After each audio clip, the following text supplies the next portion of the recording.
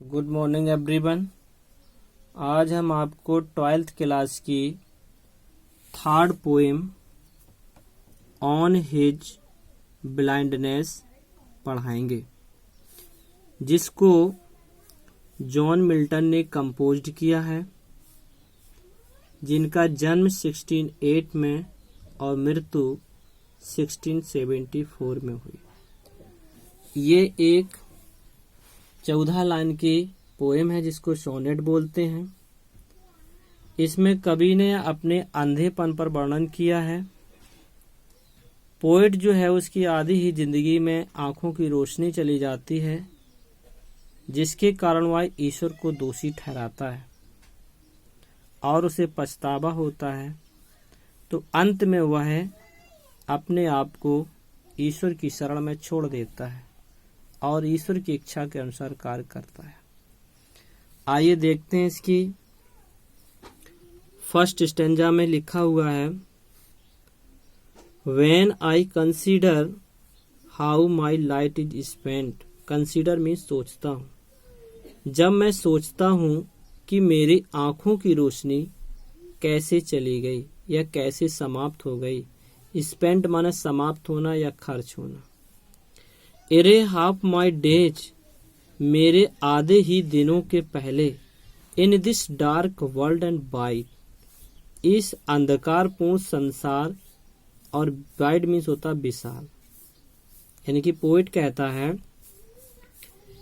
कि इस अंधकारपूर्ण और विशाल संसार में मेरे आधे ही दिनों के पहले मेरी आंखों की रोशनी कैसे चली गई।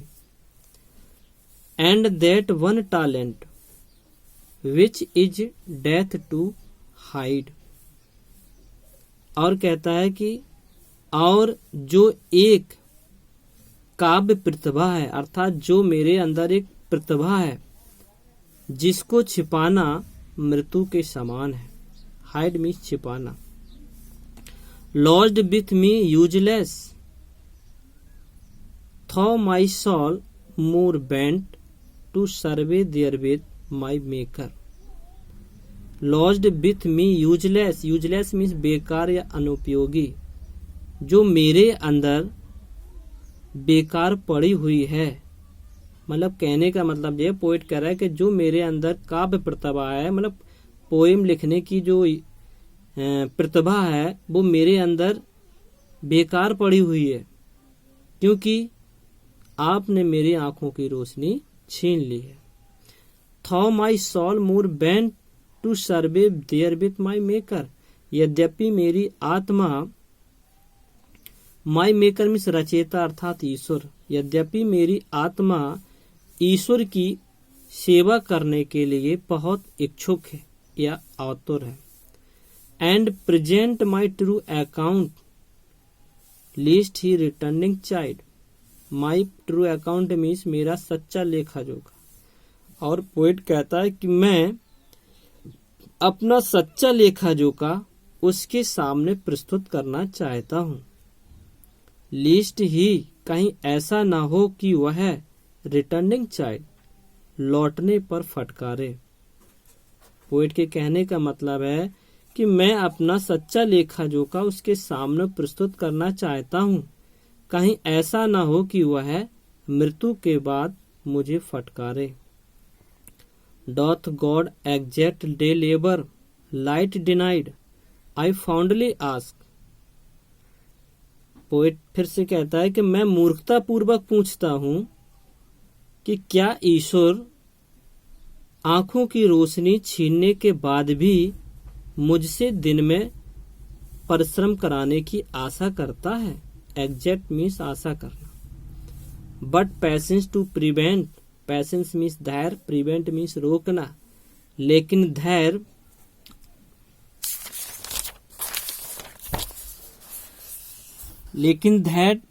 That murmur soon replies, murmur means बड़बड़ाहट, लेकिन धैर्य उस बड़बड़ाहट को रोकने के लिए शीघ्र उत्तर देता है। अर्थात अंतरात्मा उस बड़बड़ाहट को रोकने के लिए शीघ्र उत्तर देती है।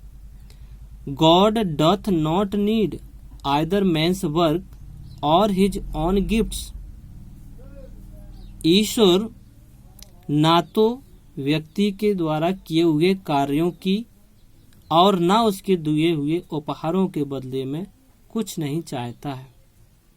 कहने का मतलब है, अंतरात्मा उत्तर देती है कि ईश्वर को आदमी के किए हुए कार्यों की, ना तो आदमी के किए हुए कार्यों की आवश्यकता है और ना ही उसके दिए हुए उपहार के बदले में वह कुछ चाहता है।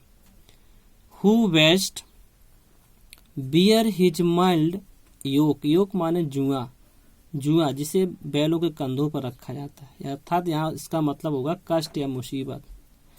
और जो उसके कष्टों को सहन करता है, दे सर्वे हिम बेस्ट, वे ही उसकी अच्छी सेवा करते हैं। यहाँ पोएट के कहने का मतलब है कि जो ईश्वर के दिए हुए कष्टों को ससम्मान सहन करता है, वे ही ईश्वर की सच्ची सेवा करते हैं।